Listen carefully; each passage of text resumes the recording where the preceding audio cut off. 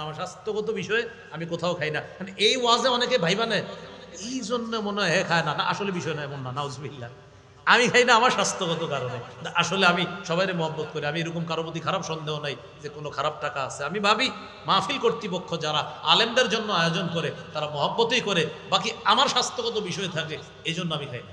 তাহলে বুখারীর হাদিসে 7টি ধ্বংসাত্মক বর্জনীয় পাপের কথা আছে। 4 নাম্বার আকলুর রিবা, সুদ খাওয়া। আল্লাহ আমাদেরকে সুদ বর্জন করার তৌফিক দান করেন।